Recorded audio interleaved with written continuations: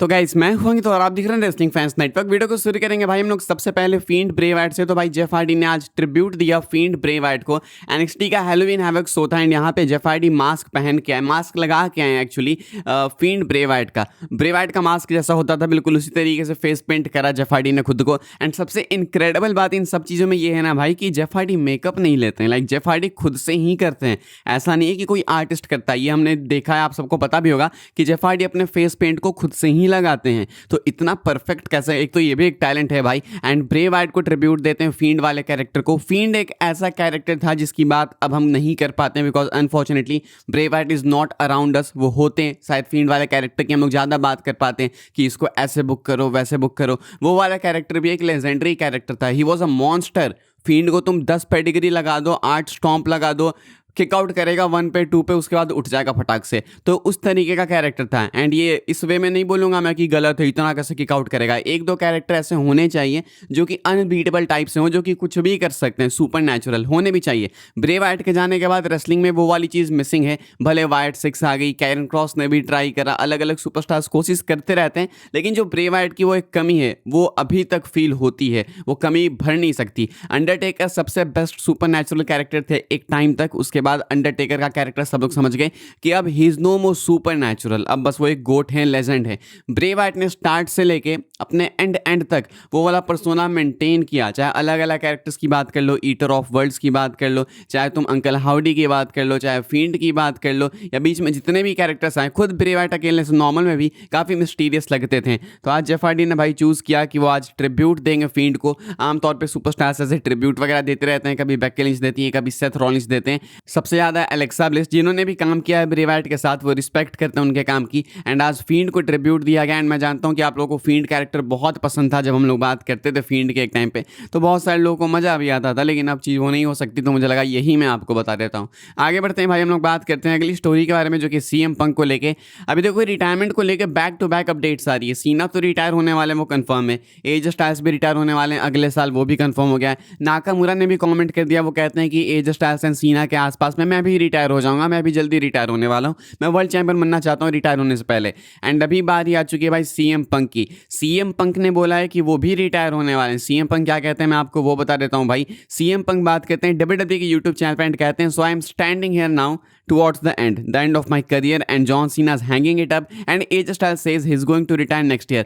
I don't know how long I got. I'm going to go until the wheels fall off. I just know that sooner than later. It's important, I think, for all of us, not just myself, to celebrate all the wrestlers as they retire. There's a whole new crop of people coming up to take our spots and I think we are anxiously awaiting that to happen in some respects. कहते हैं CM Punk की John Cena इस साल retire हो जाएगा, as styles अगले साल retire होगा। मुझे नहीं पता कि मेरे पास कितना टाइम बचा, लेकिन मैं जानता हूँ कि अब समय करीब आ रहा है एंड बहुत जल्दी मैं भी रिटायर हो जाऊंगा। तो कहते हैं इंपॉर्टेंट ये है कि हम सब सेलिब्रेट करें सुपरस्टार्स की, रेसलर्स की रिटायरमेंट्स। लाइक आगे आने वाले टैलेंट्स काफ़ी अच्छे होंगे, सब कुछ होंगे, मैं चाहता हूं कि उन्हें स्पॉट मिले, लेकिन हम अभी के रेसलर्स की रिटायरमेंट्स को सेलिब्रेट भी करें। तो ऐसे गोल्डबर्ग भी रिटायर हुए थे भाई, तो गोल्डबर्ग अभी रिटायर हुए हैं। जॉन सीना होने वाले हैं बस कुछ दिनों बाद रिटायर, एज स्टाइल्स हो जाएंगे। सीएम पंक ने अपनी बात बोली दी है। बारी आती है सिंस्के नाकामुरा की, लेसनर भी अपने कुछ आखिरी 2 नहीं तो 1 आखिरी रन में है। बाकी रोमन की बात करो तो उनके पास भी बहुत ज़्यादा टाइम बचा नहीं है, 2026 में डील एक्सपायर होगी, मैक्स टू मैक्स 27 तक जाएंगे, उन्होंने खुद ही बोल के रखा है।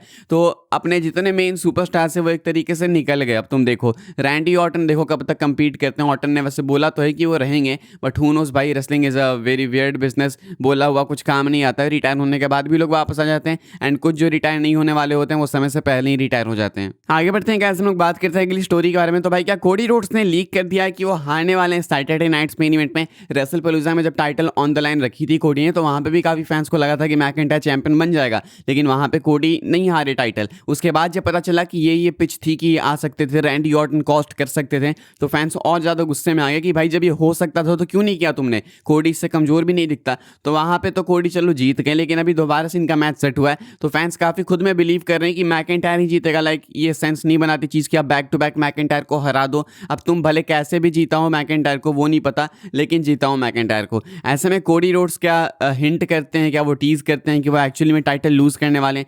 क्या इन्होंने ये लीक कर दिया है? तो इन्होंने भाई इंस्टाग्राम इंस्टाग्राम पे स्टोरी डाली एंड ये अपनी शोज अपेयरेंस को एडवर्टाइज करते हैं एंड इसके बाद जो लिरिक्स है वो कुछ ऐसे जाती है, once again your eyes make it hard to say goodbye, so I will just keep driving where you wanna go, it does not really matter as long you are here with me. उसके बाद बाकी इनकी lyrics जो है वो है, starting की जो लाइन्स है वो थोड़ी ध्यान देने वाली है, once again your eyes make it hard to say goodbye. Cody Rhodes ऐसा नहीं कि स्टोरी पे कुछ भी बकते हैं, कोडी ने इससे पहले जब वो रॉक वाला ड्रामा हुआ था वी वॉन्ट कोडी वाला, उस टाइम पे भी कोडी ने अपने स्टोरी पे से काफ़ी कुछ हिंट किया था। एंड क्या कोडी ये हिंट कर रहे हैं, हालांकि एक स्ट्रेच हो सकता है, ये हो सकता है कि कुछ भी मीनिंग ना हो, बस कोडी ने ऐसे लगा दिया बिकॉज इट साउंड्स गुड, लेकिन हो सकता है कि इस चीज़ के पीछे मीनिंग हो। एंड अगर इसके पीछे मीनिंग है तो देन कोडी could be losing at Saturday night's main event, but the way of losing could be very interesting. Maybe Randy Orton can get involved. आगे बढ़ते हैं गाइस, हम लोग बात करते हैं अगली स्टोरी के बारे में। अब ये तो हमने हिंट की बात कर लिया, बेटिंग ऑड्स की बात करते हैं कि बेटिंग ऑड्स के मामले में कोडी जीत रहे हैं फिर नहीं। In fact overall Saturday night's main event के ऑड्स की ही बात कर लेते हैं भाई